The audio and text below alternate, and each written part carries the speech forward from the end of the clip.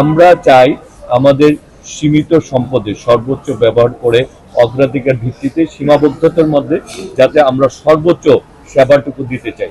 যে কারণেই কিন্তু আমরা সব জায়গায় যাওয়ার চেষ্টা করছি, ঘুরছি। আমাদের ডিপার্টমেন্টের যারা দায়িত্ব রয়েছেন তাদেরকে আমরা বলছি যে আপনারা ঢাকায় বসে কেউ বা নিজস্ব অফিসে বসে কাজ করা যাবে না, সবাইকে তার জোনে যে যে জোনের দায়িত্ব রয়েছেন সেখানে তারা নিজেরা পরিদর্শনে যেতে হবে এবং সেবাটা নিশ্চিত করতে হবে।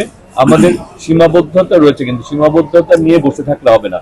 সেই সীমাবদ্ধতার মধ্যে আমরা যাতে সর্বোচ্চ সেবাটুকু দিতে পারি এবং আমাদের যেহেতু আমরা জনগণের ভোটে নির্বাচিত এবং সেই কারণে আমাদের জনগণের কাছে আমাদের জবাবদিহিতা রয়েছে।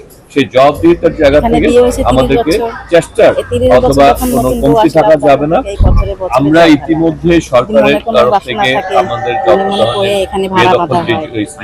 রেলের যে বেদখল হয়েছে সেগুলিকে আমরা দখল করার জন্য আমরা নির্দেশনা দিয়েছি।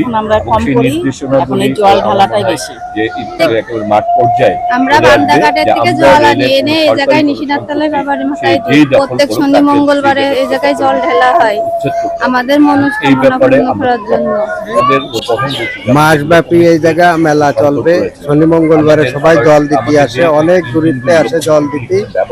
আর আমাদের নামযজ্ঞ 5 দিন চলবে, বৈশাখ মাসের শেষের দিন।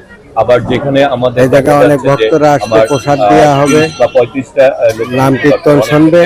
দেখা যাচ্ছে যে আমি 16-14টা 15টা ভালো পর্যায়ে রয়েছে, বাকিগুলি অনেকটা রিপেয়ারিং করে বা মেরামত করে চালানো হচ্ছে। আমরা আসলে এই কাজগুলি আমাদের সমস্যা রয়েছে, আমাদের কথা হচ্ছে যে তারপরে আমাদের যতটুকু এই পর্যায়ে বর্তমান পর্যায়ে সেই জায়গায় যাতে আমরা এছাড়া যে সীমাবদ্ধতা রয়েছে সেগুলো উত্তোলন করে কিভাবে লক্ষ্যটি বাড়ানো যায় এবং সেই জোনে মিটার গেজে যাতে যাত্রীদের সমস্যাগুলি আমরা কাজ করছি। আমাদেরকে আসলে সময় দিতে হবে। আর এগুলি তো ব্যাপার হচ্ছে ইচ্ছা করলে আমি ইচ্ছা করলে একদিনে এটার বৃদ্ধি করতে পারবো না। এগুলির জন্য যে প্রতি আমরা কাজ করে চলছি।